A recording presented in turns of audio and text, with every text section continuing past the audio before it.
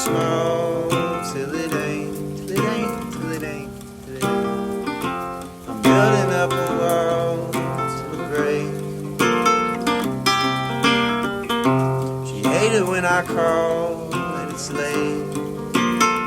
I don't wanna keep you waiting. I hope I never keep you waiting. She think I know it all, but I don't.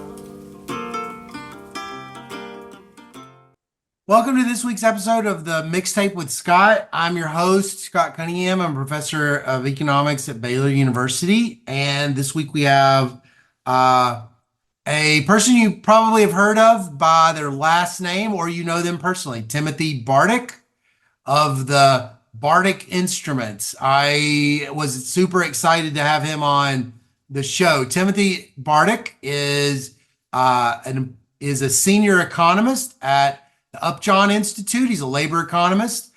He focuses a lot on local, regional labor market policies that affect development and labor supply. Did his PhD from the University of Wisconsin-Madison back in the early 80s, and has had just a very interesting career that has actually been very impactful.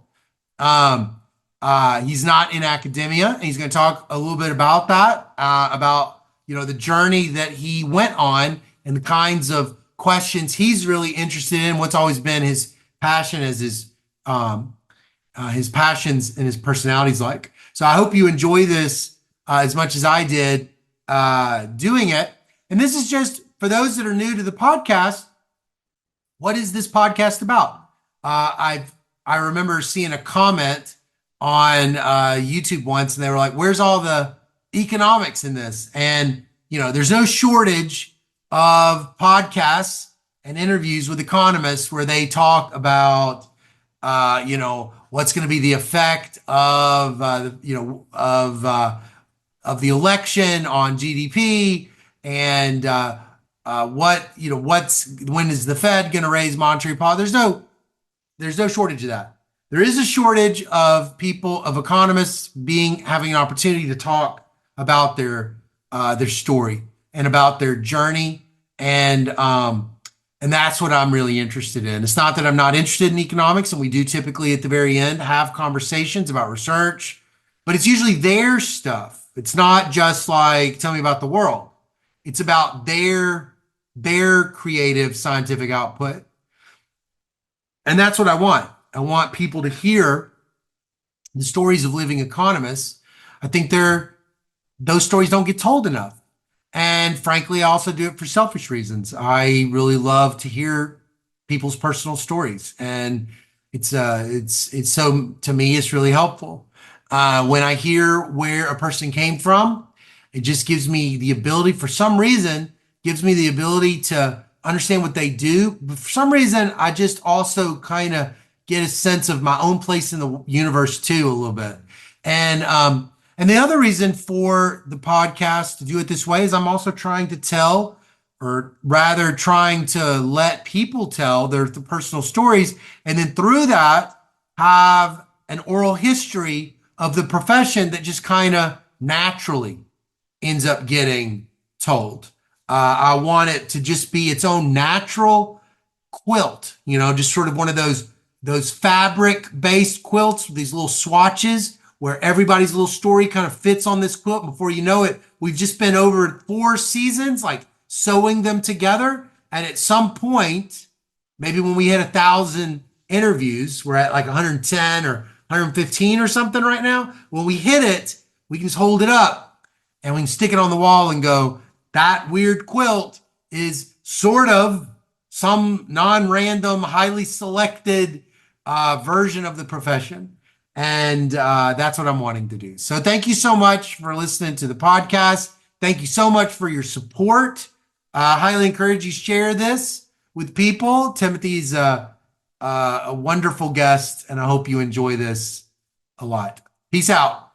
It is my pleasure today to have with me someone who I've known about and written about in my book, Dr. Tim Bartik. Tim, thank you so much for being on the show. Thanks for inviting me. For the sake of the listener, could you tell us, you've already said your name, or I already said your name, but tell us your full title and who pays your paycheck. Well, I'm a senior economist at the Upjohn Institute for Employment Research, which is a nonprofit and nonpartisan research organization in Kalamazoo. It's kind of a unique place. It's has a large endowment and kind of functions like a research university, but obviously no students. So, Got it. Got it. Got it. Got it. How many people are at Upjohn? well, that's hard to say. Depends how you want to count them. There are about, I think, 11 senior researchers who are almost all well, mostly economists. There's a sociologist and political scientist. And then we have a whole crew of research assistants, many of whom were at the Institute for 30 or 40 years. And we have a library, we have a communications staff. And then the Institute actually is unusual. We also have run since the early 1970s the government-funded job training programs in the area, in the Kalamazoo area. Oh, that's cool. Michigan Works Southwest so that's like a completely separate thing, but there's some interaction between the operations division and the research division. Obviously, when we talk about job training issues, and occasionally we certainly have the opportunity to talk to them about the programs they're running and some of the practical issues they run into, and that sometimes informs our research. And occasionally we're able to do some little experiments with some certain aspects of their operations. Oh, cool. Well, I got Upjohn at the end, so I'll wait at the end. But that's I'm looking forward to learning more about it. All right. Well, let's start with an icebreaker. I like to start with an icebreaker. So, what's a vacation that you have been on? Maybe it's not your favorite vacation. Maybe it's not the worst vacation, although it could be either. But it's a vacation that you have noticed every now and then pops in your mind. Well, one thing that pops in my mind, and actually pops in my mind particularly because of this current political moment, is when I was a kid, we didn't go on really fancy vacations. We'd either go out to Missouri, to rural Missouri, where my mother's was from, and on the farm area, or we'd go to Cape May, New Jersey. I grew up in the Philadelphia area, and I remember being in Cape May, New Jersey, in August of 1968. I think August. I'm not really sure, but was that whenever the Democratic National Convention was?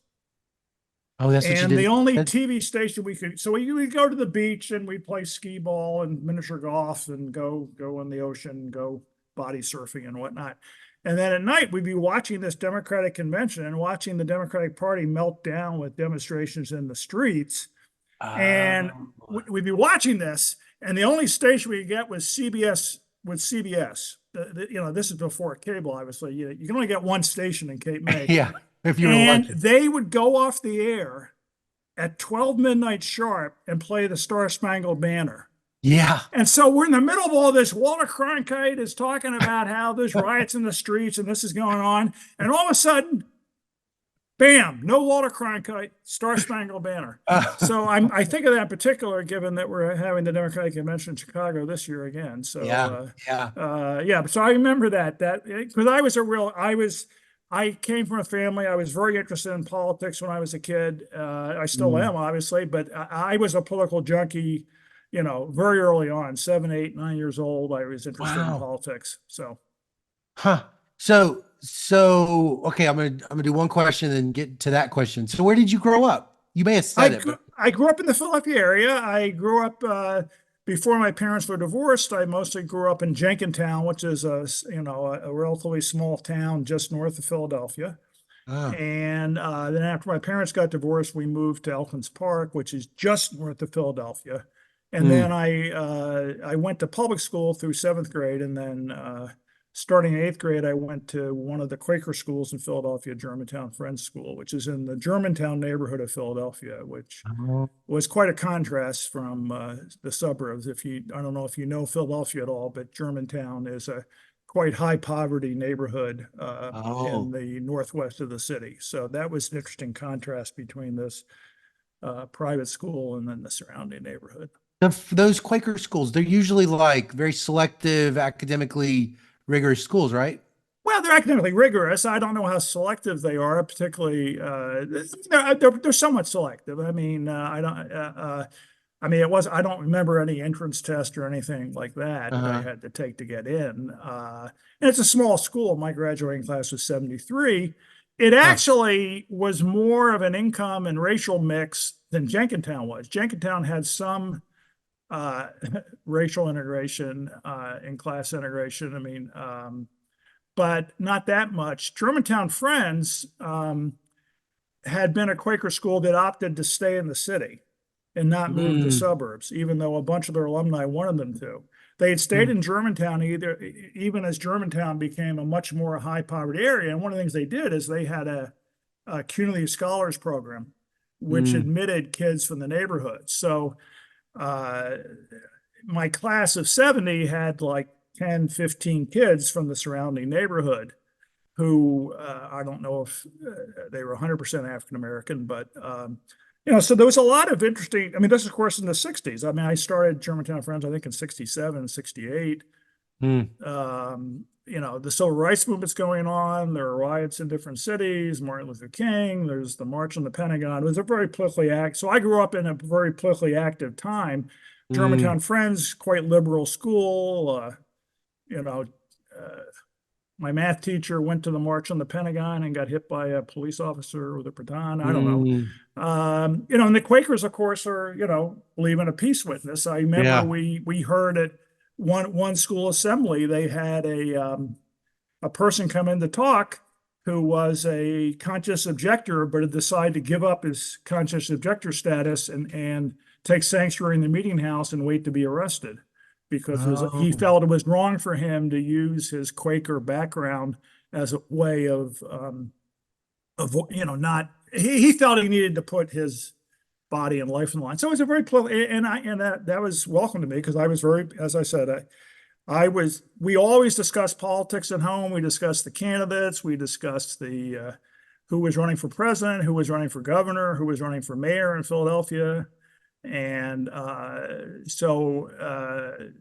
it was a very politically active time with a lot of different, well, I mean, everyone knows the 60s were, people talk about today being a tumultuous time, but, in my view, the late It was 60s and early much more 70s so. I mean, you think about 68, there were some books about this, with Martin Luther King being assassinated, Robert F. Kennedy, all this stuff going on in Chicago, and then of course Vietnam going on constantly, and Right. people were always Right. talking about this stuff. You had Yeah. to, unless you were dead to the world, you had to talk about this stuff. Right. Right. Right. Well, your parents, was it because of the causal effect of the environment or the day that they were very political, or was it just this is your family? I think it's my family, particularly my mother. My mother grew up in a kind of a farm Democrat household in Missouri. Her dad was been very active in rural electrification. He was Mm. noted for saying he always voted for the best candidate for the office, but the best candidate was always a Democrat. Yeah. So he was pretty partisan and was a big Uh-huh. advocate of rural improvement, big fan of FDR. Mm. And my mom was very political, and my dad maybe less so, but we certainly we had meetings of United World Federalists at our house, and my mother was a committee woman for the Democratic Party, and my mom, before, I don't remember this, but she ran for the school board once before my memory. And Anyway, yeah, so they were very political. So you just grew up in that environment. And so from a little kid, when you said that you were very political, what does that mean when like a 9-year-old is very political? Oh, I like talking about debating, what to do about Vietnam, or I like debating. I remember watching on TV when the filibuster was broken in the Civil Rights Act of 64. Mm. When they invoked cloture, they got 67 votes so they could pass the Civil Rights Act in 1964. And I remember actually watching Richardson Dilworth was the head of the Philadelphia School Board. I used to watch meetings on TV. My first cousin was a was older than me went to GW University, and she and her boyfriend used to come visit us, and we would just talk politics all weekend. He was a political science major. This is in the late 60s. We discussed Vietnam. We discussed what to do about the nation's cities. And I just can't, I mean, obviously people grow up in different environments. I mean, some people are just apolitical. I don't really understand being apolitical. To me, I just have always been interested in it, and read a lot of history books and whatnot and that kind of thing. You had like a very strong sense of civic responsibility, a real love of is it you had a real love of the like American political system, or is it or a real concern about inequality and poverty and regional poverty and well, things like I certainly was very concerned about, it wasn't simply like politics as a game. I mean, we would talk about poverty, and then, the contrast when you go to this Quaker school, which is on some nice grounds in the middle of this inner city neighborhood, and, and then you have some students who are from the neighborhood, and they obviously have a different perspective. Yeah. You're discussing race relations. I mean, the students petitioned to have a black student center, and that was controversial, and they ended up establishing it, and there was a lot of discussions about, the current discussions were going on back then. I mean, how to deal with racial inequalities and how to deal with economic inequalities. So, I definitely, there's a reason for being interested in politics, which is that it affects the world around you. And if you think you're a member of society and you want to make things for the better, then I think you have to be concerned with politics. Right.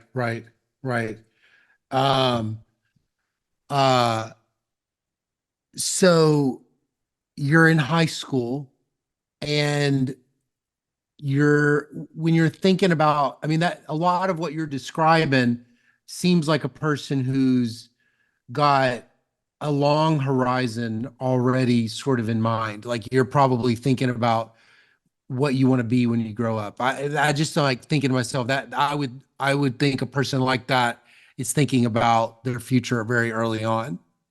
Well, I was, although it definitely wasn't economics at the time. I always thought at the time when I was going off to college, I was very interested in politics. I read a lot of science fiction as a kid, but I also read, my favorite writer was Hannah Arendt. I used to read a lot of Hannah Arendt. I think I read most of her stuff when I was in high school. Oh, wow. Eichmann in Jerusalem, Origins of Totalitarianism, On Revolution, The Human Condition, all those stuff. And I thought I wanted to be a lawyer for the ACLU, is what I thought I wanted to be. I'd be a civil liberties lawyer going around arguing civil rights cases and whatnot.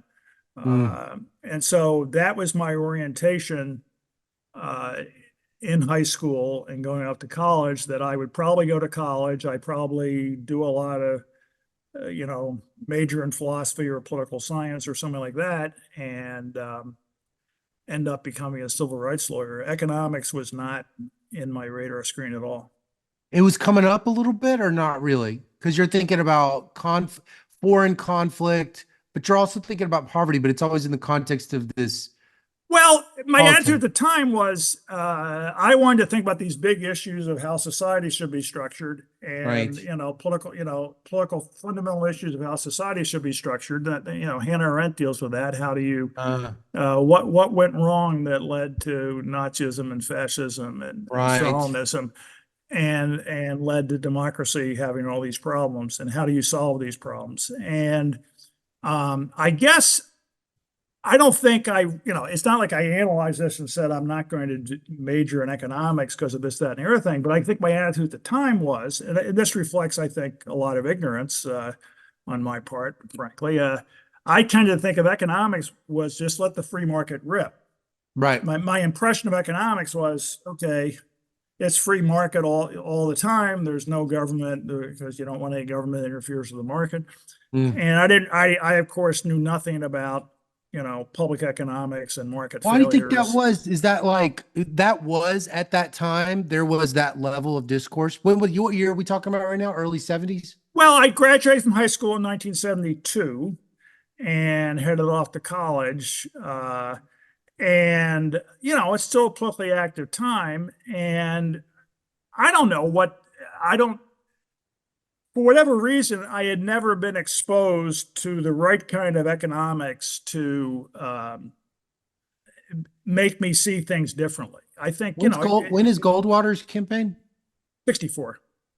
So there probably was like some of that, right? And then there's this Cold War kind of rhetoric. And I mean, I don't know exactly when popular libertarian books came out, but like, is Capitalism and Freedom around? And Well, yeah, Milton and all that Friedman was stuff? around. I mean, I remember reading back when Newsweek, there'd be Yeah, columns Newsweek, by Paul right. Samuelson would have a column, Yeah, and Milton Friedman had a column, and you'd right. read that. And the general impression I had was that economics was pro an Pro unregulated free free market. market. Yeah, yeah, yeah. And Right. and I think there's some of that in economics. Economics does argue for the power of the market and that there are reasons why markets exist.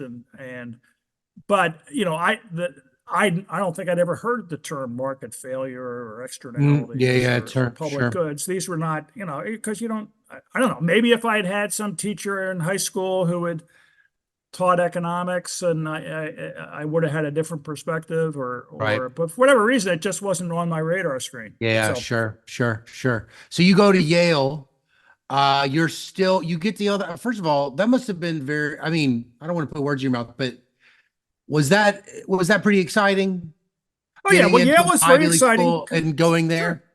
Well, sure, because it's Germantown Friends School was certainly an intellectually challenging environment, but Yale was more intellectually challenging. I mean, there was some Mm, really fascinating people. I ended up majoring in what I thought I might major. I majored in political philosophy. I took tons of courses reading about Plato and Machiavelli and mm, Nietzsche and Kant, whatever. yeah. And I still read that stuff. I love reading different political philosophy, John Mm. Rawls, et cetera, et cetera. Sen, Because you're Lieutenant saying, Economic. because you said for you, politics wasn't really you weren't interested in the game part of it as much, right? You were No, like, I'm interested in trying to see what is justice. How do we get a what more is just justice? society? How do Right. we what personal attitudes should we have to promote that? What political how do we create a better community than we currently have? So Yeah. I was taking a bunch of these courses. I created my own major at Yale. It's not a political philosophy is not a standard major. I basically I've never took even heard of it. Yeah. no, well, I created it. You could propose your own major, and I basically said, okay, I'll take all the political philosophy courses in the political science department, and I'll take Oh, all the political philosophy courses in the philosophy department, and that was oh. my major.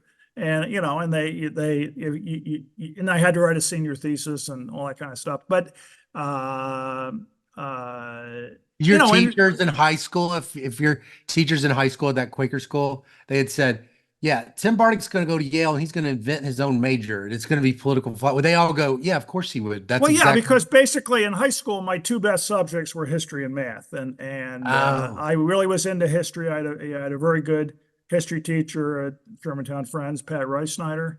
I also had some oh, great teachers at Yale. I mean, my advisor was a guy named Tom Pangle, who is a quite well-known guy. Later on, got denied tenure at Yale in a very controversial case. I think he now oh. teaches at University of Texas. But anyway, he was a great teacher, and in fact, all along the way, I think in terms of my academic career, I've had some wonderful teachers who have encouraged me to debate topics. Because I remember even in high school in history, we studied ancient Greek history, and we would kind of study, well, why did things happen this way? We would ask a lot of questions analyzing why the society developed in a certain way, which in some Hmm. sense is a preparation for economics. I mean, I think why is society working this way? Right, But right. So no econ at Yale. I took one econ course. I graduated in 3 years. My mom, after the Wow. divorce, didn't have as much money. Yeah. And so she didn't say I had to do it, but I had a bunch of advanced placement credits. And so I could graduate in 3 years if I took, I had to take 12 courses my senior year. Mm. But I did that and I graduated in 3 years. And the last semester at Yale, I was just looking to fill a slot. I took a 1 semester intro to econ for non-majors, micro and macro. Yeah. And actually, I enjoyed that. I learned some things, and I think I started to change my impression of economics a little bit based on that. Yeah, the micro macro is going to get you a bigger sweep of stuff. The micro macro, it's like, growth and unemployment and like. Oh yeah, we were debating. Yeah. It presented the basics of. I don't remember the precise content of the course at this stage, but it was a basic intro to these things, and I was just filling up a schedule because I was trying to graduate in 3 years to save my mom some money, but in any event, I didn't. I still thought my senior year that I'm going to become a civil liberties lawyer, but then when it came down to it, I thought to myself, do I really want to go to law school right now? Do I really know what I want to do? Yeah. And I decided I didn't, that I wasn't sure that this was the right course. And of course, going to law school is quite a commitment of time and money. I did take the LSATs, I remember, in the fall, but I didn't apply anywhere. And I actually decided that, and this actually led me what led me in economics is indirectly, as I'll explain it down the road. I ended up deciding, look, I'm interested in public policy and politics. I'll go get a job on Capitol Hill as a legislative assistant in DC. So the summer after I graduated, which was the summer of 1975, I started writing different congressmen, trying to get a legislative assistant job.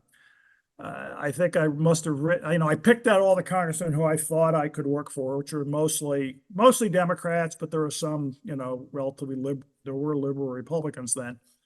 And wrote them and tried to get something, and nothing developed. And eventually my mom agreed to use her relatively scarce resources and say, look, I can give you enough money, for like a couple months rent. And I went down to DC without a job and found some roommates, lived in a house in Arlington. And then I started wandering around Capitol Hill with my resume, trying to get a job. And you're like 20? I would have been, 75. I would have been 21. I just turned 21. And this is the fall of what? Fall of 1975. And eventually I stumbled into the office of Congressman Don Regal, who was a congressman from Flint, Michigan, who was running for the U.S. Senate. I don't know if he had announced yet in the fall of 1976. And they said, well, we can't hire you, but you can volunteer here. We want you to write issue briefs on different issues. The idea was, I think they were doing this project where they were going to have issue briefs. Who's this guy again? This is the guy. Don Regal. Congressman from Flint. Yeah. He was elected senator in 1976. So, of course, we didn't know that then, but he was running for the Senate. And they said, you can volunteer here and write issue briefs for the campaign. And actually, that skill has served me well to this day, because what I had to do is they would tell me, well, we want an issue brief. It can be no longer than 1 page, describing the key issues in the Middle East, or the key issues on oil prices, or the key issue on the Clean Air Act and how it affects Michigan, or the key issues on redlining. And so you had to basically do instant research and come up with a one-page issue brief in like 24 hours or 48 hours. Jeez. So I did that on a volunteer basis while working as a waiter at a restaurant. What, are you just living at the library? How do you get on? You don't have the internet. What are you doing? Oh, well, the basic thing was I would, on a lot of issues, you can look in Congressional Quarterly and National Journal. Oh, yeah, because you're in D.C., right? Yeah, I'm in D.C., and then, of course, I could ask Congressional Research Service. So I sometimes would call up Congressional Research Service, and they have all these analysts, they're experts, and they're used to this. I mean, your government in D.C. is still in the Congress being run by people in their 20s. So all these people in their 20s. So I'd call up the people at CRS and say, well, I need you to give me the 5 key things I need to read to understand this issue. Yeah. And can you give it to me by noon today? Because I'm they're calling like it. fielding all these people having to write these one Yeah, page so I'm having to stories. go. So I go over there. So I call them up at 9:30 and say, I need all this information by 11 a.m. If you can give me the 5 key things to read. So I'd read Yeah. the 5 key things they said, articles I should read. And Yeah. then I'd read, find out what was going on with legislation in National Journal or Congressional Quarterly.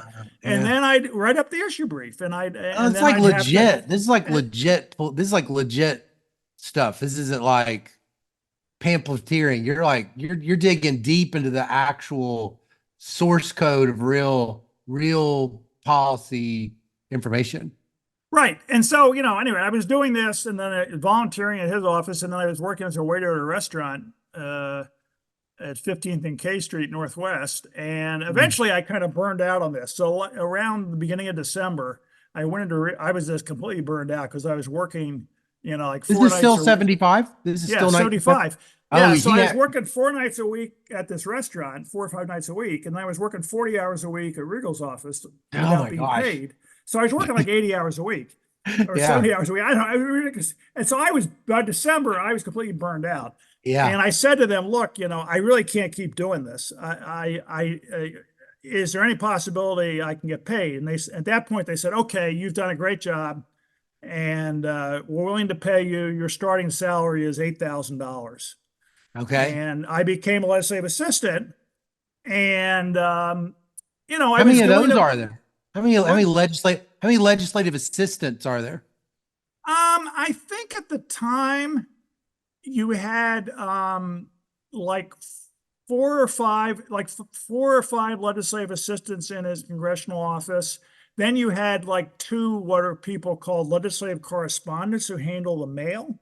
Mm, And then you had like an administrative assistant, and then there was kind of there was his chief of staff, and then yeah. there was a political guy who handled the politics and was helping him Mm, manage his campaign. And so mm. then I started working on different aspects, including I was legislative assistant. And one of the key things that happened then that, indirectly led me to where I am now is I was asked to write an issue brief that was later on used in the campaign. This was not like a 1-page thing, but was like a 10 or 15-page thing on what to do about the plight of our nation's cities. Mm. And it was obviously a lot centered on Detroit because he was running for statewide office in Michigan.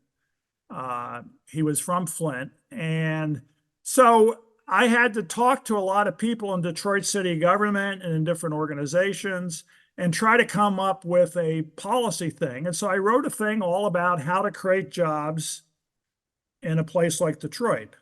Mm. And I got really interested. I mean, I'd always been interested in urban poverty and cities. I came from Philadelphia. I love cities. I like big cities.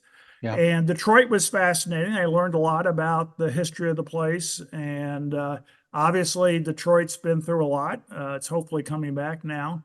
But I wrote this big thing, and it got some public attention Oh, in the campaign. It was released as part of the campaign. It was covered favorably by but this is Detroit. different than these one pagers. What is Oh, this? this was like a campaign, end up being released as a campaign document that Oh, was, okay, this is back when, I don't know, maybe people, I guess campaigns still do this, but the press doesn't, it was a document released by the campaign as, okay, this is Don Regal's program for what to do about to help our nation's cities. oh, that's And cool. he's running for the Senate, and obviously this is a big issue in Michigan. Yeah. How do you help Detroit? How do you help Flint, Oh, so Jackson, Detroit Belgrade? and Flint. This is when you're already starting to see signs of Detroit and Flint struggling. Because I actually only know of it from that documentary, the Michael Oh, guy. Detroit had already would really. I mean, there were huge racial tensions. Obviously, there had been Oh, the riots in the late '60s. yeah. There were of course the suburbs, big divisions between the suburbs and the city.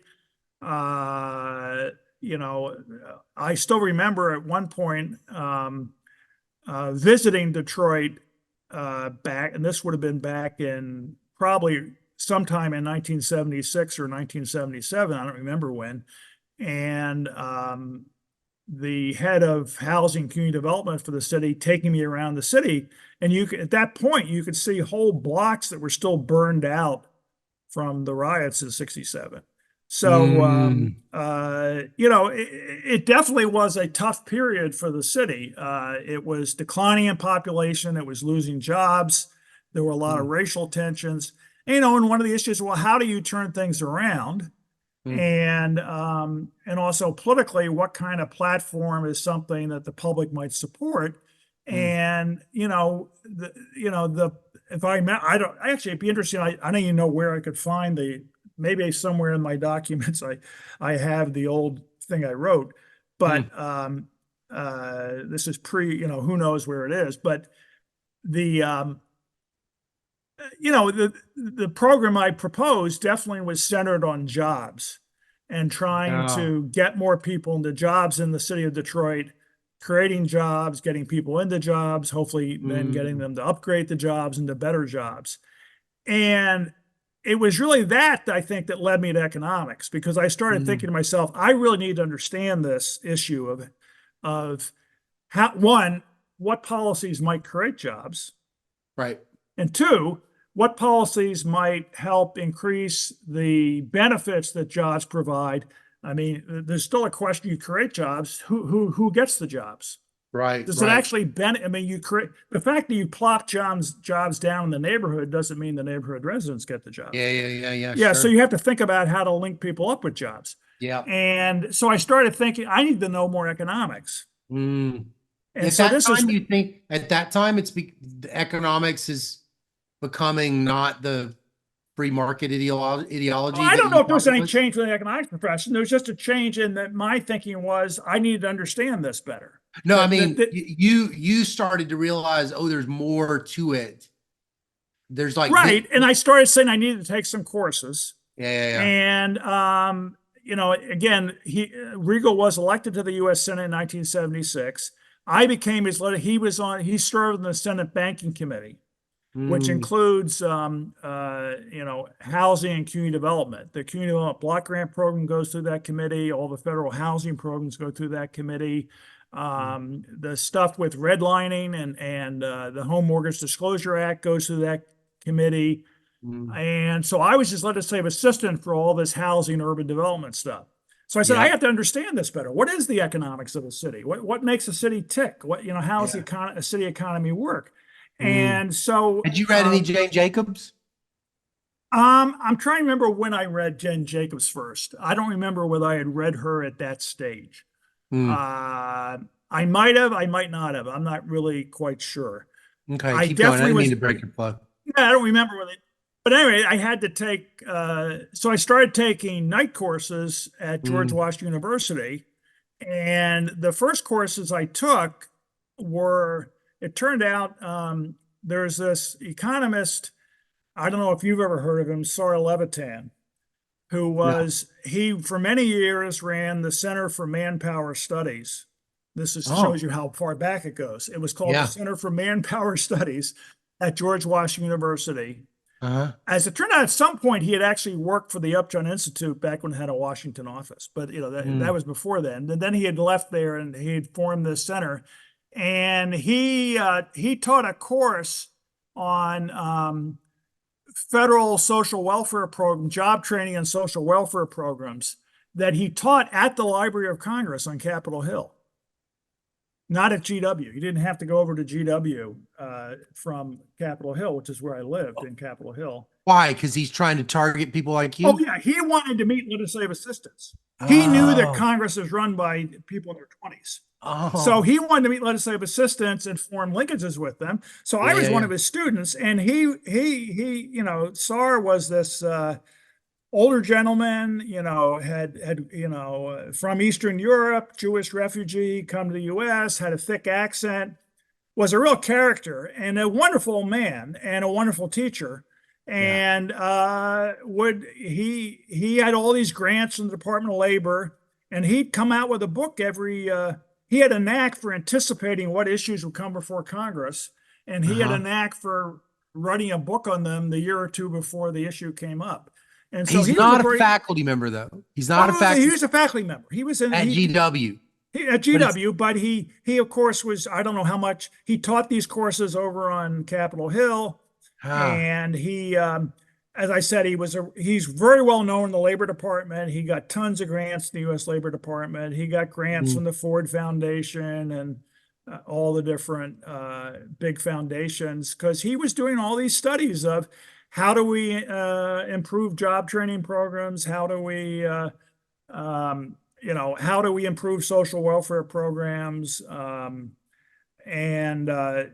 He was a very applied, policy-oriented economist, and as I said, a wonderful teacher. And I think one of the things that he did was show me that maybe economics wasn't necessarily. I mean, he was very applied, policy-oriented. He was interested in a lot of the same issues I was: how to get people into jobs.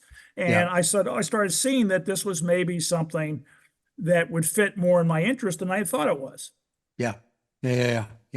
Wait, so what's his specialization at GW? What is his, like, what would be Well, his... he taught like labor economics courses. He taught applied upper level undergraduate courses. I don't know if he taught graduate courses there. I don't really know. But you're taking these classes not necessarily with the goal of getting a PhD. You're like, I need to know economics. I need to know economics, and I still wasn't thinking about it. And but then here I am. I'm in DC. I'm working, and I ended up starting to make some decisions. And I said, okay, I could follow different courses from here on out. One course I could have followed was the political route. I could have stayed in DC. I could have at some point moved on to committee staff, which tend to be older people. The actual committee staff as opposed to the personal administrative assistants. I could have gone to work for some lobby group or interest group as a lobbyist. But I increasingly became interested, feeling like I really wanted to know the solutions to these problems. I didn't want to just debate solutions that other people were coming up with. I wanted to figure out what was true about what made city economies tick and what would help get people into jobs. I didn't want to just, if you're definitely, if you're in politics, you're not figuring out new ideas. You're trying to figure out what ideas you can take from academics or think tanks or whatnot and adapt. And I wanted to come up with the ideas. And so I started talking to Sar Levitan about it. He advised me, and I had taken other courses. I took econometrics, and then at some point I decided, well, look, maybe I really want to get a graduate degree in economics.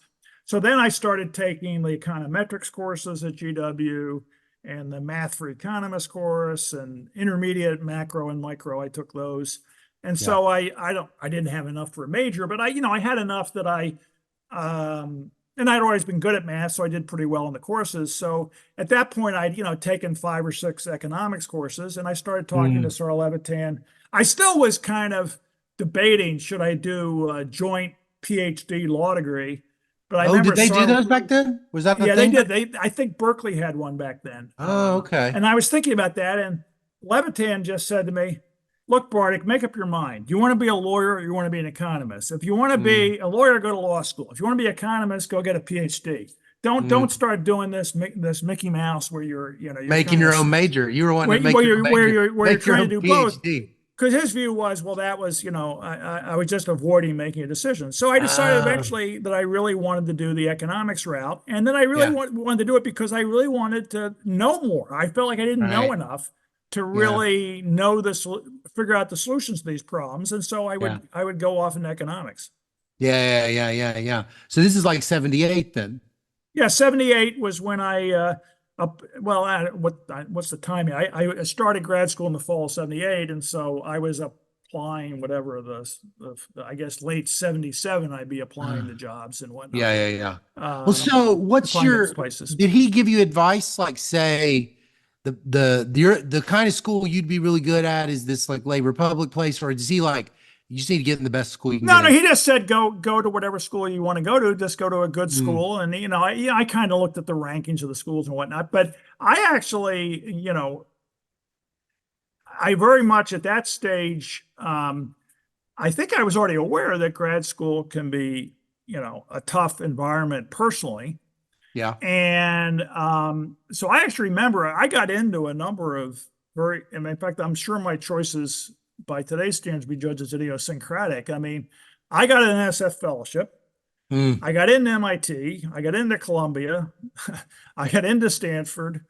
And I ended up going to Wisconsin, which, most people would say, gee, you should go to the top ranked school. And even at the time, I think Wisconsin was, I don't know what it was considered then, 7th ranked or 8th ranked or something. But I actually visited most of these schools. And this, I actually went on a trip. I went to visit MIT. I went on a trip. I visited Wisconsin, Northwestern, Michigan. I had all gotten into all those places. And I talked to a bunch of students at Stanford. And Wisconsin was the place that they're seeing at that time, and I think things are different today. I mean, from what I hear from people, Wisconsin had a lot of people who were kind of like me. They had students who had spent a few years after undergraduate and had worked, say, for the AFL-CIO, or they'd worked in some other. I mean, now a lot of people do these pre-docs where they're research assistants but that wasn't so much that. There were people who had worked in some politically active field in DC or elsewhere. And the other schools weren't like that. More of the students seemed to be just out of undergrad. And I felt much more in common with the students at Wisconsin. They also had the Poverty Institute there then, the Institute for Research on Poverty, which is still there, but then was the only one, I think, and had more funding. And that was attractive to me. I'm trying to think what else. I just felt that, look, I need to be in an environment where, I have something in common with the fellow students, that I'm going in economics and I'm really interested in public policy. I'm not that I liked the math and economics. I was good at it. I was fine at econometrics, but I was interested in economics as a way to affect public policy. And I was specifically very interested in how to help cities and how to help distressed places like cities. Cities come about when you write that big piece. That's the first time that well, cities I've been interested in it from being back in high school. And as I said, seeing Germantown and seeing some of the racial tensions, and also just reading the newspapers. I mean, it was pretty much, the civil rights movement and everything that happened there. There were tons of studies back then, talking about the nation states. I remember reading, I do know one, I don't remember whether I read Jane Jacobs, but I definitely, when I was working in DC, I was reading William Julius Wilson's books, The Sociologists at Harvard, The Truly Disadvantaged, the Urban Underclass, and some of the other books, which are great books on the importance of jobs to what happens in a neighborhood, which is, it's interesting. It's coming back. I mean, essentially the recent thing that the Chetty Group at Harvard has come up with, looking at the importance of getting people into jobs for what happens to a community. That was what I was interested in. And so I went to Wisconsin because I thought, well, here are a bunch of the other grad students and I will have more in common, and that's going to be a good environment for me to do my thing. Yeah. So you get there, you're good in math. So was that first year brutal mathematically? No, it was fine. I mean, I actually took it. I did decide I'd do the math for economists at Wisconsin. So they had an option. You could either go right into a micro the first year, or you could do like a math prep course in the fall. And I did the math prep course in the fall, but I did fine at that. And, I'll always be grateful to Wisconsin. I mean, I got a superb instruction in econometrics at Wisconsin. I mean, first year I took Art Goldberger. His first year grad econometrics. Second year I took Gary Chamberlain, who was then at Wisconsin. Oh my gosh! Well, I always forget when these guys are there. So those two teach you econometrics. Keep going. Sorry. Oh yeah, and they were superb. I mean, the thing about both Goldberger and Chamberlain is here they are, both well-known econometricians. Yeah. uh, and different, generations of econometricians, but both extremely dedicated to their teaching and both very good teachers. Mm, And they really were thoughtful. They would listen to questions and think about them. mm, And, there were no stupid questions in those course. People would ask a question and, Art Goldberger would really think about it. He would really yeah.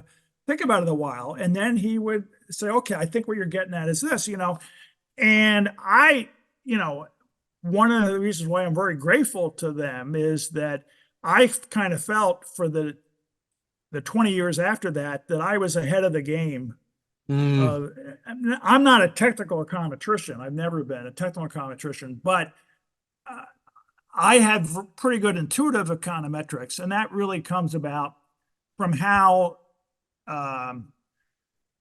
Goldberger and Chamberlain taught those courses. I mean, yes, you did the matrices and this and that and everything, but you also tried to get more of an intuition as to what was going on when you're estimating an equation, and what does instrumental variables really mean? What does what's going on? What are you trying to do? yeah. And what can you actually tell from data and what can't you tell? Right. And I felt I got a very good grounding in the fundamentals of econometric intuition from them. And Yeah. that was extremely helpful to me. Now I don't feel like I'm ahead, but I kind of feel like econometrics has caught up. A lot of the stuff you see coming in the last 20 years, it seems to me, was stuff they were already doing Mm, back then. mm, And then gradually that approach to econometrics kind of became more prevalent, but I don't think it necessarily was at the time. What they were doing was really something special. And I had other good teachers too. My advisor was Gene Smolensky, who was quite a character and a wonderful person who was very helpful to me later on in my career. And Bob Haveman was another mentor of mine. I interacted a lot with Sheldon Danziger, who was actually mm, taught in the social work school then, but was around. And I designed my own course. I took a course. I was interested. I took a reading course with Gene Smolensky in urban and regional economics. mm. We designed a whole reading list. I'm sure we read Jane Jacobs then, Yeah. as well as many other things. And I took a course on benefit cost analysis with Bob Haveman that was just wonderful. I remember him introducing social discount rates and saying, he said, well, here are the papers I know we need to read. And I'm not sure I completely understand these papers, but we'll figure them out together. And Ah, so, I mean, what a great liberating thing to say to a class that, this yeah. stuff is hard, it's complicated. Some of the issues with, say, social discount rate are really philosophical in nature almost. What are you trying to Yeah. do? Yeah. And so we would read the different things, and those were great. So there were some wonderful teachers at Wisconsin. And then I don't know if you looked at my resume, I also spent a year at the University of Chicago while I was at Wisconsin. Oh, I didn't see that. Oh, I missed that. You were at Chicago. So what drew you to Chicago? Well, I met my now wife, who'd been married to since 1981, but I met her. She was in her second year. Deb was in her second year of social work school, and I was in my first year of econ. And then she moved to Chicago to get a job, and so we Mm, commuted back and forth for a year. And then it mm, was time to decide, is this gonna be serious or not? And so I was finished all my coursework at the end of 2 years. I had passed all the prelim exams and everything. yeah. I was ready. I didn't have any course I had to take. Right. And there's this weird program that I think still exists that dates back to when you were in Chicago as part of the Big Ten, that Hmm. any student at a Big Ten graduate program can pay tuition to their home institution and visit another graduate institution in the Big Ten or the University of Chicago if you can Mm, find a sponsor. So I got George Tolley in the econ department of the University of Chicago to be my sponsor. And I oh, went down to the University of Chicago for a year, and George got me an office. He brought in lots of grants to the econ department at Chicago, and I sat in on a few courses at Chicago, and basically I tried to come up with a dissertation topic. That was what I oh, did. Well, huh. and then So that was Who's there? interesting. Just So being what labor economists would you have been? Is it labor and public kind of that you're like well, I don't kind of remember interacting with the gravitating labor towards? people. I sat in on well, I sat in obviously Tolly taught a course on urban economics. I sat in on Yeah. that. I sat in on Harburger was taught a public finance course, and I sat in on that, and I remember that. I had already kind of taken the econometrics, so I sat in occasionally on Jim Heckman's econometrics course, but not that much because well, basically I felt like I'd already gotten that material Yeah. from Goldberger and Chamberlain Yeah. but I'd interact some with, when I experienced the Chicago style. I remember when I was working on my starting my dissertation research, I presented some preliminary paper at Chicago. And this is back before, PowerPoints, you had like overheads. Yeah. And I show the title, and I start out with the overhead on with my title. And before I started, someone said, I can already tell from your title that your talk's going to be BS. That's not exactly what they said, and I said, well, if you wait and listen for a while, you can be sure.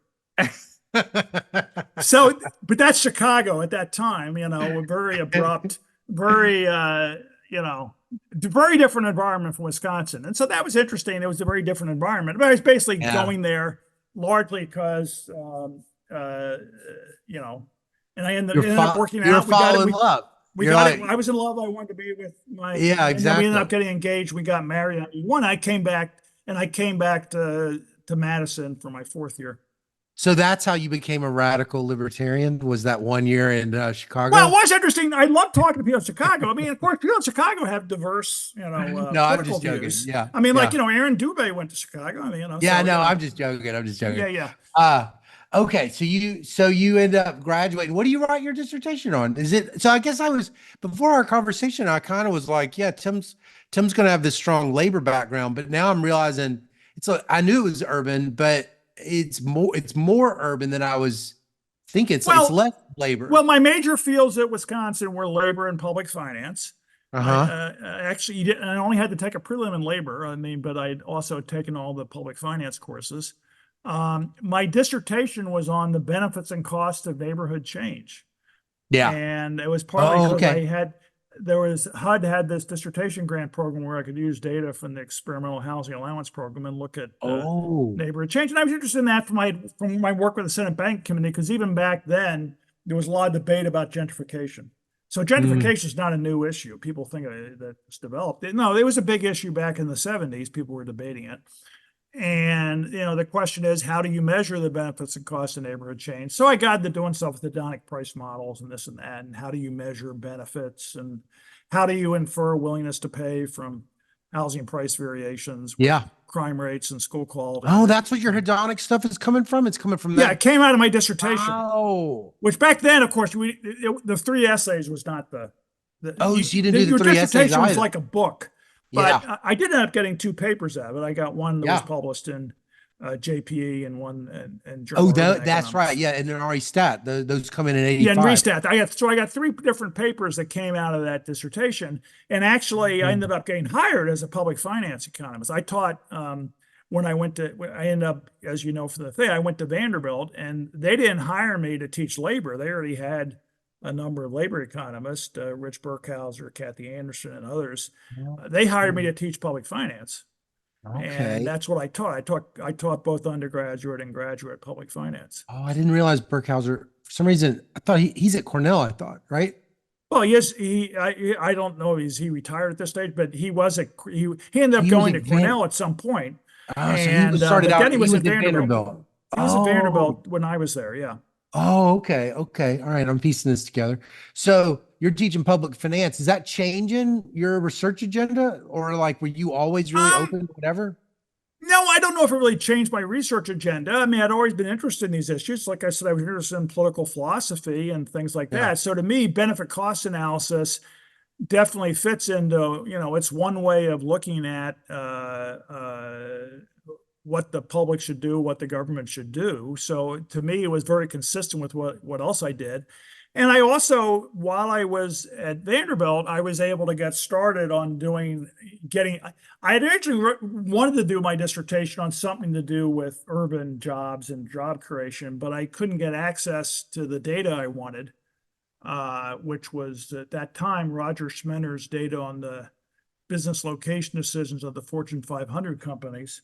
I didn't have the money. Oh, But when I was at Vanderbilt, I got a grant and I bought his data and I wrote a paper on what determined business location decisions yeah. in terms of taxes and Is that one of your unionization. earliest papers? That's one of the earliest papers, and I was very helped by that. Dennis Carlton. Okay, so this is something that should happen more. That was a paper I submitted. The Yeah. referee report from Dennis Carlton. They told me who it was. I don't know. They're supposed to, but they did. Yeah. And Dennis Carlton said, "This is a good paper. You should publish it as is." Oh, Now, that doesn't happen very much, but it really was very helpful to me in my career, getting a paper published, without having to go through, 3 million revise and resubmits. yeah. And I feel sorry for a lot of the assistant professors now trying to get tenure because the scholarly norms have shifted in a way that I think is not great. We're shifting towards endless revise and resubmits when Yeah. people need to be getting on with their research. Not that Yeah. they're, I mean, there's a happy medium. Right. And so and then I started getting into, Erwin Hargrove, who was head of the Vanderbilt Institute of Public Policy Studies, got me involved in a project to study Tennessee's economic development programs. And I spent a whole summer running around the state, interviewing local economic development, interviewing business leaders, and Oh, that must have been fun. it was great. And I learned a lot about how economic development programs run. Yeah. And to me, that's the key. You need to have an institutional knowledge of policy to Yep. really contribute. So I started getting Mhm. into economic development policy. And actually, that project indirectly led later on to the so-called Bartik instrument, which I didn't Yeah. name, but I'm happy to take it. But Yep. some of the stuff I came up with in that project, for that project, I did a lot of shift share analysis of Tennessee's economy as part of in addition to doing only interviews with Well, people. wait, why does that come up? You're talking to these, why would shift share come up from these Well, conversations? because it's one way of analyzing an economy. When you ask what's going on in Tennessee's economy or any state's economy or any local economy, one thing you want to ask is, okay, so let's say a state is growing fast. Is Yeah. that because it has a good mix of industries? Yeah. Or is it because the same industry is growing faster in that state than it is nationwide? Mm. Furthermore, you want to decompose what's going on in growth and what industries are the ones whose differential growth is driving the overall growth. So shift share analysis is still, I mean, people can make fun of it, say, okay, it's basically a good way, if used artfully, is a very good way to analyze a local economy. I've used it, I used it just a few years ago in a project we were doing. If you use it right, it's a very good way of analyzing an economy. And so I gained a lot of knowledge of shift share analysis, and that became useful later on when I started getting into this whole issue of how do you identify labor demand shocks in local labor markets. Yeah, right, right. So you just are okay. In this book, you're saying in this book that you write, 91, you write obvious candidates for instruments or variables shifting metropolitan area labor demand, MSA labor demand. So you were already, the question was, you were wanting to know the effect of employment on economic growth. And I guess what were people doing in your community before that wanted to know the answer to that question? Because I guess I'm it not was sure people, dissatisfying, right? well, let me explain Everybody what where that thing came out of. It came out of, okay, example of research coming out of teaching. I was teaching an upper division urban and regional economics course at Vanderbilt. And and I was teaching some of the usual stuff that was part of urban economics, the Muth Mills monocentric city model and this and that and everything. But to me, what was missing from that was the whole regional standpoint. And this whole issue I mentioned before. I mean, William Julius Wilson, you're concerned about who gets jobs and what jobs do.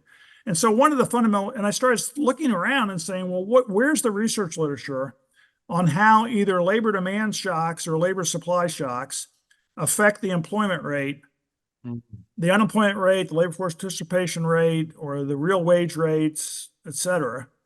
And, and then at the time, there were some economists who said, well, basically, local job creation, it's all just capitalized in the land values. So trying to improve your local labor market through attracting jobs is pointless. All it's going to do is drive up land values. Real wages will be the same. Unemployment will be the same. If it varies, it's just going to be a compensating differential or something. Maybe you'll have high real wages and high unemployment, or low real wages and low, or maybe it compensates for amenities or whatnot. Yeah. But the basic attitude was that job creation, local job creation, was doomed to simply, and there wasn't much literature on this, really. There were not a huge literature on what are the effects of labor demand and labor supply shocks.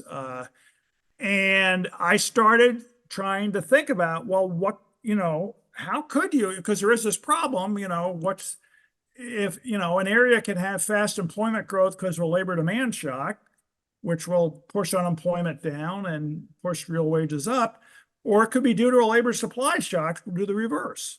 Yeah. Right? I mean, at least in theory, you'd think it would do the reverse. Yeah. And how can you distinguish between the two? And then I went back and thought, well, the shift share stuff can be applied. And I realized from my previous study that, the key contribution I made to this area was not, well, first of all, I didn't invent shift share analysis. Some people raise about it. I didn't invent that. It goes back years. And I wasn't even the first person who had used this as a demand indicator.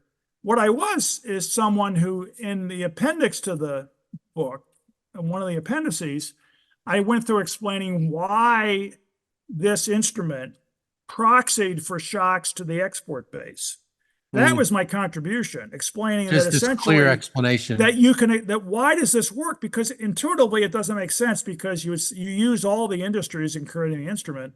So why is it a proxy for shocks to the export base? Well, it has to do with the fact that export-based industries have employment shares that vary more across local areas than non-export based. So yeah, that's the but reason. you're not the first to use it as an instrument. I actually can't remember. No one used it as an instrument, but people had used this. They had used it. Like there was at least one Richard paper Freeman that said stuff. this is demand. There's a demand indicator, but Yeah. they didn't. I don't think they used it as an instrument. They just said, well, let's look at whether this is correlated with wage rates, and they found some Right. correlation. So, and I didn't know about that when I initially developed my thing. I found that later on when I was writing out the book. I said, oh wait. I wanted to say no one else had previously used it, and I started searching around to make sure that was the case. I said, well, no, that's not. I'm really not the case. These previous people had used it. My contribution was to show why it was a good instrument, or at least potentially good instrument. And that's partly. One of the things I would say about that is that's an example of one thing I think that does contribute to research productivity is taking an idea from one area of economics and applying it to another. In this case, I'm taking an idea from kind of applied regional economics and applying it to an issue of local labor markets, which is a different field, a slightly different field. Yeah, yeah. Do you get a sense that it's influential as it's becoming influential? Because don't Katz and Blanchard end up using it too? Right. Well, but I don't know how they came across my work exactly. That's an interesting question. But at some point, I was contacted. I don't remember whether it was by Blanchard or Katz, actually. But one of them contacted me and said, we're doing this Brookings papers thing. And we'd heard about this instrumental variable that you've developed. And we wanted to know whether or not you would have data. I actually sent them some data they used in the, I sent them some, it turned out we were using similar years or something. I don't remember. But Yeah. I sent them some data with the instrument already calculated. And I sent them, I think, copies of the papers I had, because this was developed, I don't remember the exact timing. The original version, I actually, before I left Vanderbilt, I had a grant from the Upjohn Institute to develop the book, to write the book. So I got the grant like in 1988 or something. And I came to the Institute. Is this your first book? Was this your first? Because you've written a bunch, right? This becomes a big part of your life, is writing books. Am I wrong? I've written a bunch of books. I like the idea of writing books. I know it's not fashionable in economics, but I personally think that if you can think about your career as more than individual papers, but even if you're not going to do books, if you at least can think about it as, okay, these 4 or 5 papers could be a book. Yeah. They fit together and they tell an overall story. Yeah. That's a better way of approaching a career than just saying, I'm a economist. I do whatever project happens to come along with the right data. I don't think I think the best approach is get into a policy field, learn the institutions, talk to people in the field, find out what's going on, find out what issues are relevant, find out where the data is. And you find out all kinds of stuff that otherwise you're going to be very uninformed. You'll be blundering into all kinds of things. Well, it's not just that. It's like you learn all that stuff and then you can't even put it in the articles. Right. Whereas you can put it in the books.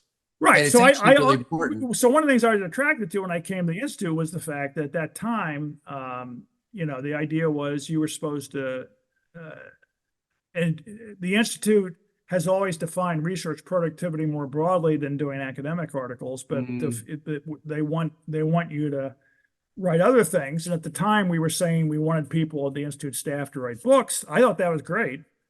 And so I've written now, I think 5 books. And of course the Institute likes it if you do policy briefs and issue briefs and op-eds and testify before committees and that kind of thing. So you leave Vanderbilt, you don't stay in academia. Why not just stay in academia? What's the draw? You may or may not know. I mean, I was denied tenure at Vanderbilt. Oh, I didn't know that. Oh, with that JPE and that RE stat and all, you had a bunch of stuff. I'm sure I don't completely know the complete story, but the department wrote in my favor. Oh. But I had some negative votes. I think it might be partly some of the negative votes. The department at that time had a very big split between the applied people and the theory people. Right. I was obviously in the applied. You're casualty of this thing. And then the dean overturned the decision. And actually, I remember the dean and the department appealed, and the dean denied the appeal. And so the dean, who was actually a Southern historian, I remember the letter they wrote denying me tenure. He said, well, Bartik's work on hedonics seems like it's good, but his work on state and local economic development policies does not appear to be of lasting importance.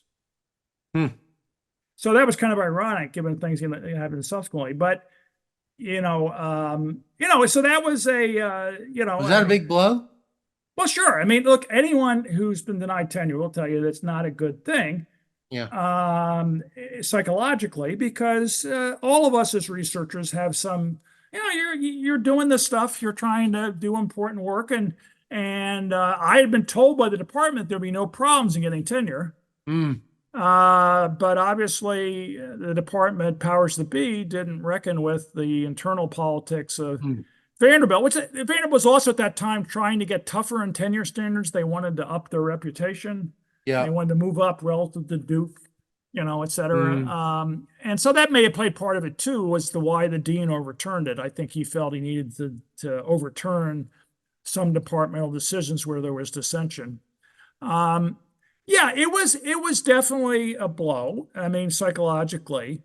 I'm still grateful for Gene Smolensky because I called him. I immediately called up different mentors of mine, and I remember I called up Gene, and I'll censor this slightly. His immediate response was, "Forget them. Yeah, They're idiots. You'll be better off." Yeah. And in fact, I think in the end, I think I think I would have been fine if I had stayed at Vanderbilt. I was very involved in different things in Tennessee. I was on the governor's task force on housing. I was in the governor's advisory committee on economic development. Mm. A good friend of mine, Bill Purcell, was in this state house, and he later on became the mayor of Nashville. So I'm sure if I had stayed in Nashville, I would have. And he was also House at one point when the Democrats still had a majority in the state house. He was majority leader of the state house. I'm sure he would have been involved in Tennessee policy and Nashville policy. But the Upjohn Institute has been a great place to do research because, as I said, it operates like a research university with no students. And you're pretty much free to do research as long as it has something to do with improving U.S. labor markets. And we have an endowment that supports, they're like if you bring in grants, but that's true of research universities too. I mean, if you're realistic about it. And it's been a great place to work because they like doing applied policy work. They appreciate writing policy briefs and testifying before committees. And they also appreciate publishing articles in academic journals. You need to do both, but they have a broader, whereas at Vanderbilt, I remember when I was doing some of this stuff, people would say, well, why are you wasting time being on the governor's task force on housing? Right. Why aren't you publishing more articles or something? And my viewpoint is, look, if I went into economics to affect public policy. Yeah. And if you're telling me I need to give that up in order to succeed in economics, So it's not worth the game. Not worth it. To me, you have to be engaged. And the way to be engaged is for example, being on the governor's task force on economic development, I got to interact with top staff to the governor and with other people in the state and learn about what their concerns were about economic development and learn, to me, this kind of institutional knowledge is absolutely key. Yep. And I personally would always advise someone, figure out an area you love that you're enthused about, that you're willing to do research till the cows come home. Yep. But then talk to policymakers, talk to policy influencers, talk to the news media, talk to people and learn about it. I mean, I've talked to a lot of local economic developers, a lot of job trainers, a lot of government officials in my career. And I think it's that kind of interaction with city officials and whatnot is to me absolutely key to having a successful policy-oriented career in economics. Totally. I completely agree. So why didn't you stay in academia though? So you leave, is it just that you're like, Upjohn really was the better fit and you could tell it was the better fit, or what? I think it was the best offer I had at the time. I mean, there were some other things I could have done, but for a variety of reasons, I thought this was the best fit. I mean, I didn't know whether it'd be the best fit. My view was, look, they basically have told me I can complete my book, right? Right. I was working on my book, hiring 89, the book came out in 91. So I was working mostly on that the first year or two. Yeah. And then I got involved with various regional economics projects and some other things in economic development and local labor markets. And there were several other papers I did then. And I think my thinking at the time was, this is a good job now. We'll see how it goes. And if I don't like it, or if my wife hates, if we decide we hate Kalamazoo or, whatever, then I'll publish a bunch of stuff over the next 4 or 5 years and then go somewhere else. But as it turned out, I've stayed. I've kind of showed my own argument that people have high moving cost applies to me. I mean, Kalamazoo is fine as a community. I mean, my wife's from Minneapolis. Maybe if the Hubert Humphrey School had ever offered me a job, I would have gone there, but who knows? As it was, I occasionally got nibbles from places that were interested in recruiting me, but there was never anything that seemed to me to outweigh the advantages of the Institute as a place where pretty much I could, and I've been very supported by the different, directors, the presidents of the Institute I've had, Bob Spiegelman and Randy Eberts and Mike Horrigan, all of whom have been very supportive of my research and have let me kind of do my own thing, which I do with the other researchers here too. The Institute, I said, is very unique. It's not like, contrary to what people think, it is not like a consulting firm. It's not even like Brookings. I mean, most of the funds for the research of the Institute are from our endowment. So we don't have to get grants or contracts for everything we do. I would not have. I remember actually when they were trying to recruit me, Steve Woodward of the Institute called me up and said, "You should apply for this job. We want to hire a regional economist at the Institute." And I said, "Well, Steve, I don't want to work for a consulting firm." I mean, I have all great respect for people working for consulting firms, but I wanted to pick my own research topics. Yeah. And he said, "You don't understand. It's not like that." And it's not. It because of the endowment supports 80% of our budget or research budget, 85%. Essentially, it's no more constrained by grants than an average research university is. I mean, as you know, at a research university, you're in a lot better shape with the department chair and the dean if you're bringing in grants occasionally, and it's yeah. people like it. Yeah, sure. I'm just curious. When did you start to really when did it start to become really salient that book and that instrument was being associated with you and becoming, like it's being called the Bartik instrument and you're watching it get used more and more? Was that at Upjohn? It had to have been, it had to have been, right? Because Upjohn's 91, you're writing the book in 91. Right. I don't remember exactly when. I just remember it seems to have increased over time. Maybe it's peaked a couple years ago. I don't know. But it definitely was something that picked up after 2000 and the 2010s. It definitely picked up throughout the early 2000s, throughout the 2010s. Yeah. I don't remember when I first heard the term Bartik instrument. Yeah. That must have been weird. It kind of weird. I mean, I guess, look, I mean, I'm very fortunate. I'm fortunate that Blanchard and Katz in their Brookings papers gave me full credit for it. I mean, which, some people might not have done if they had people with less ethics.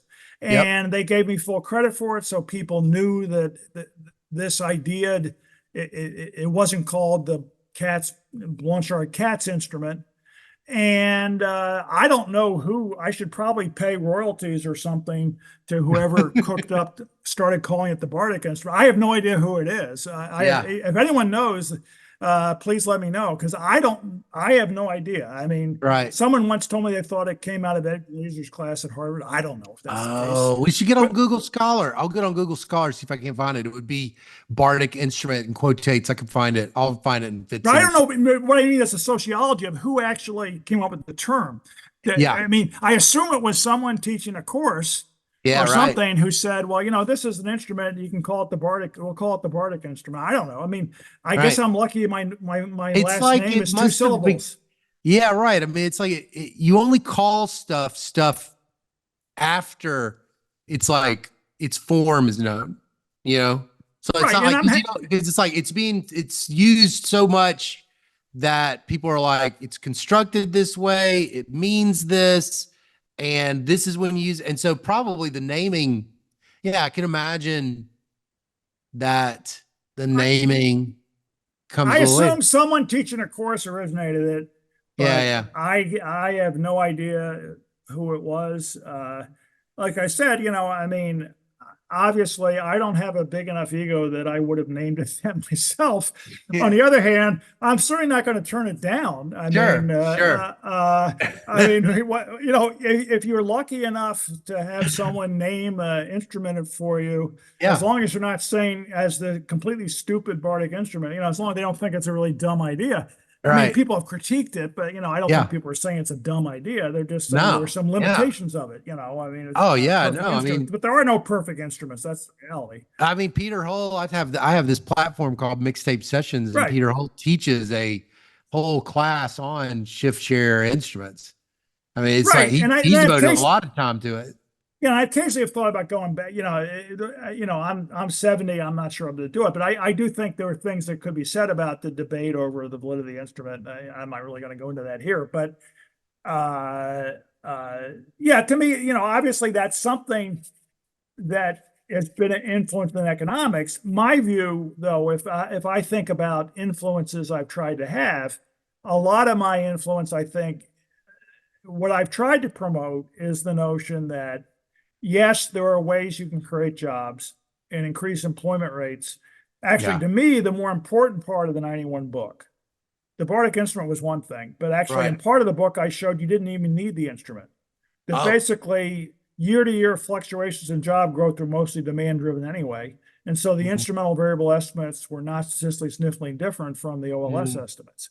Yeah, But sure. and so people forget that part of the book I said, well, you don't if your data is at annual frequency, you may not need the Bartik instrument. And so that was important to show, though, that short run job fluctuation demand driven. But the other thing that the book showed, which I think has held up in subsequent research, is that local job shocks, once and for all job shocks, have very profound long run implications. They're Yeah. not capitalized into land values, or not totally. Mhm.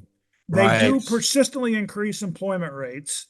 And, other work I think has backed this up. Some of Andy Guerin's work, other folks, Matthew Friedman's work, other people's work has backed up the notion that, two notions. One, that local job growth can have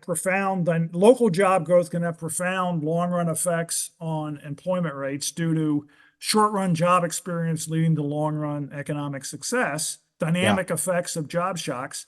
And, second, I think the other thing that you see coming out, especially with some of Chase Lee's work, there are huge social benefits of increased employment rates. So to me, the original reason I went into economics, which was I was convinced that we needed to get more people in distressed places into jobs, Yeah.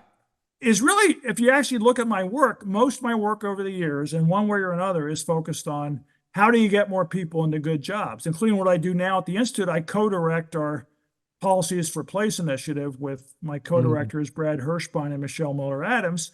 And we're very much focused on what labor demand and labor supply policies will best get people in distressed places into good jobs. And so to me, I've been pursuing in many, many different ways the same central policy issue, which is Yeah. how do you make sure that in many ways, the national economy right now is doing pretty well. A lot of American workers are doing pretty well, but there are still people in certain local labor markets, rural Appalachia, the rural South, but also places like Fresno have very low employment rates in those local labor markets. And of course, within otherwise booming areas, there are these neighborhoods where the employment rate's very low. And I think Yeah. that's a huge social problem. We need to think about how do we solve that. And my point of my work over the years is you cannot solve this problem exclusively through mobility incentives for people. Yes, it's fine to help increase mobility so people can move to jobs, but you also need to move jobs to people. That Right. both sides, Right. you need to work on both. Yeah. Yeah. Yeah. Yeah. Wow.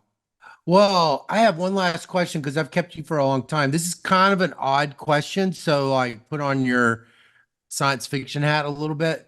I want you to imagine that your old self who was denied tenure had a time machine and he could come to you right now. And I'm curious, what do you think he would have been at that kind of crossroads in his life as he's processing everything? What do you think he would have wanted to ask you? And then what would you want to say to him right now? Well, I guess what would he want to ask me? I mean, I guess he'd want to ask me if things worked out. Was I able to recover from what, I mean, it's not the worst thing that's ever had in my life. I mean, I would say again, my parents getting divorced was, more personally traumatic, frankly, than getting denied tenure. But, it's definitely not, getting fired from a job essentially is not, who likes getting fired from a job? I guess you're Yeah. right. Did it work out? Were you able to do what you wanted to do? Or was this something that, put your career into a spiral you didn't recover from? Mm. And so that's what I guess. And what I'd want to tell them is that, yeah, I think things did work out. I mean, and it worked out. I think I made a good choice of a job. I mean, I think I would have been fine if I had stayed at Vanderbilt, and maybe I would have moved somewhere else eventually. I don't know. Yeah. But I think things worked out fine. I've been able to do the research I like to do. I think, as I said, I think it's obviously, I think people in economics know more about the Bartik instrument, but I think people who work on state and local economic development policy, people in urban planning schools and places like that, I think they know more about my work on writing about how to improve state and local economic development policies. Mm. And people in the government know about this, people in economic developers and other folks. And I think I have been able to make a contribution to the debate, and I have been able to. But of course, part of this is luck. I mean, the Institute happened to have an opening that year. So, one of the things to realize, I mean, yes, I think I work. I'm always conscious of the fact, you work to do things, but you also depend a little bit on luck. Yeah, totally. And obviously, the Bartik, something being called the Bartik instrument, is luck. It's not due to me. That's helped your career a lot, huh? It helped my career, yeah. And on the other hand, I mean, I think the fact that the Upjohn Institute ended up having an opening at the right time is luck. Yeah. And the fact that different projects came along the way and they were interesting to me. Some of the work I've done on preschool, which came out of nowhere. And you need to have a career plan, but you also need to be able to respond to opportunities that come along. And some of them are, and I've made choices. I probably have made choices that I could have improved upon. But on the whole, I think I've been able to make a contribution to public policy. I do think that more people in the economic development policy space now think about economic development as being about improving labor markets rather than simply making money for the government. I think in the past, you sometimes heard people say, well, the reason we're doing economic development is it makes money for the government. We're giving away these tax incentives because we think we're going to get back more revenue. And I think people now are saying, no, it's more of a labor market policy. It's an active labor market policy of a sort. Has that always been your long bet? Well, I didn't, of course, when I started doing the work that led to the 91 book, I didn't know. Maybe I would have concluded that everything was capitalized in land values. Yeah, right. You have to be willing to look at the data. And in some ways, it would have been easier to write a book that said, who benefits from state and local economic development policies? The answer could have been landowners. Yep. Instead, it's a little more complicated. Landowners gain, but so do workers. Right. And the question of who gains the most varies. I mean, actually, in some of my recent work has shown, in really booming areas, maybe it is all capitalized in the land values. And essentially, in a really booming area, all the jobs go to immigrants. There are very little effect on employment rates. And so, so it's a little more complicated story. But it would have been easy to write a book that said, this is all a boondoggle, all this stuff. It's all capitalized in land values. If you want to create jobs for people, you need national policy, not these local policies. Local policies are powerless to really do anything given mobility. That would have been another thing. But you had to be willing to go with what the data tell you. Yeah, totally. Wow. Well, it's been a really remarkable career. I mean, it's been, you've made a very unique career.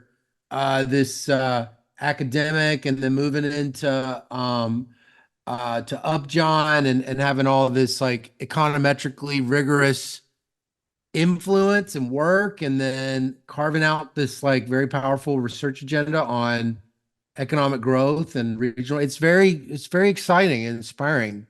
I really appreciate you giving me this like window into it. I've really enjoyed it. Well, I appreciate the chance to talk about some of this stuff. And as I said, I hope I guess one thing when you said the interview, I mean, I did want to mention specifically that I had been denied tenure. I didn't know whether you'd bring it up or you even knew about it, but because I do think that people face setbacks in their career.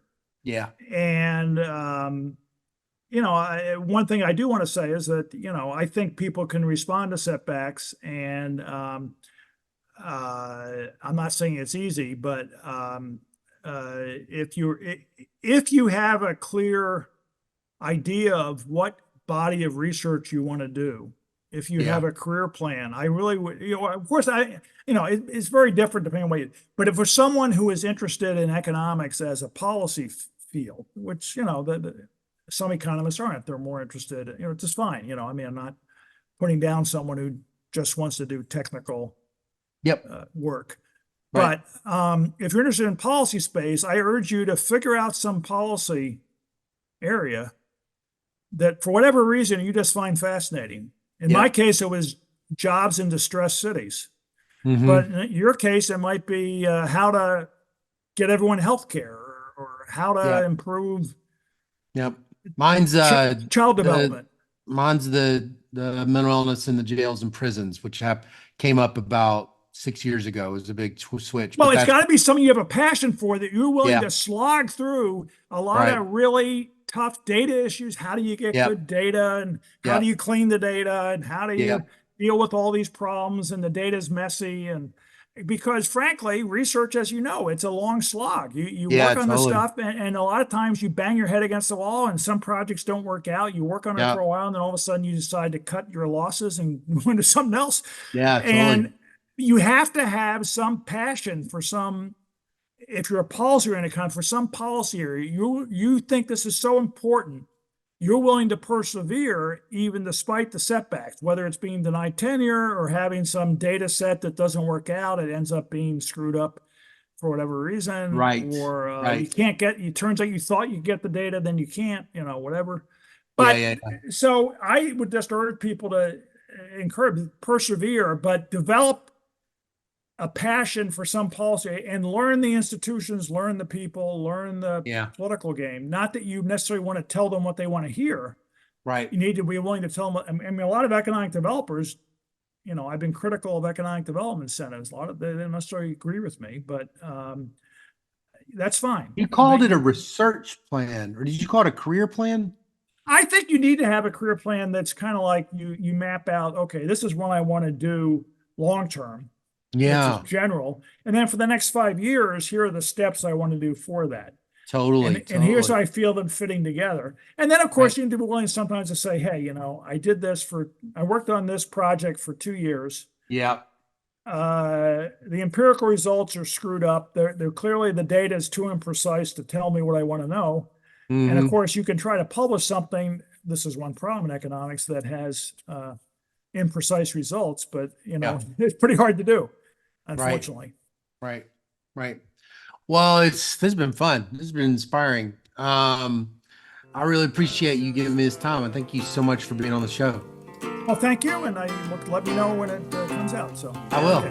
Okay. To the grave.